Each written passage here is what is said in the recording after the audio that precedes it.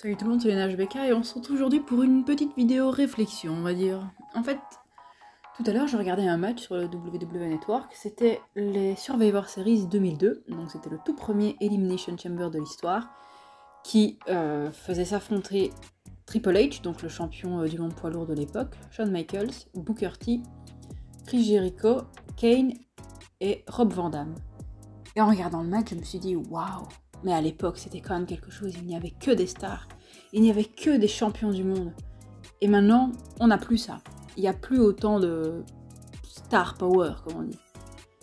Et puis en y réfléchissant bien, je me suis dit, mais ces gens-là, à cette époque-là, en 2002 en tout cas, ils n'avaient pas encore accompli tout ce qu'ils ont accompli aujourd'hui.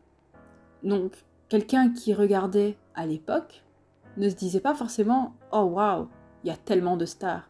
Forcément qu'avec mon regard de 2023, je me dis, bah oui, en rétrospective, avec tout ce qu'ils ont accompli dans leur carrière, ces gens-là, on se dit, mais il n'y a que des stars.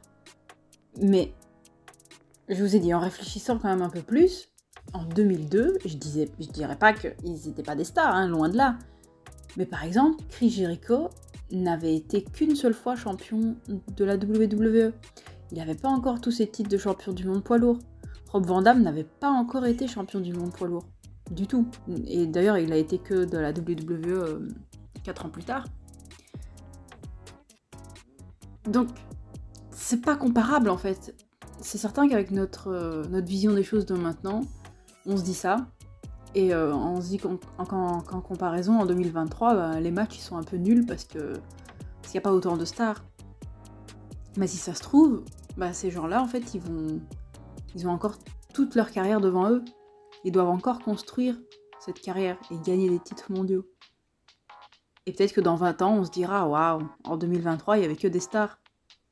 Alors qu'en fait, c'était tout le temps la même chose, en fait. C'était toujours pareil. C'est juste qu'il fallait encore construire la carrière. Et c'est certain que c'est toujours en rétrospective qu'on se dit que c'était mieux avant. Mais il faut quand même voilà, remettre les choses dans leur contexte et se rendre compte que c'est pas forcément la réalité, mais voilà, notre vision un peu biaisée des choses. Voilà, c'était juste une petite vidéo comme ça, réflexion, dites-moi ce que vous en pensez et qu'on en discute dans les commentaires. Je voulais juste quand même terminer en disant que c'est sûr qu'en ce moment il y a quand même un problème de création de stars, on va dire, surtout depuis l'époque Super Sina et tout ça.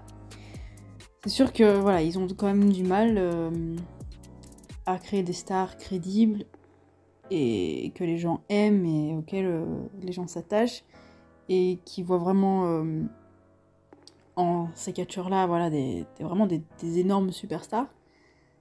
Mais voilà, je pense qu'il faut quand même relativiser le tout.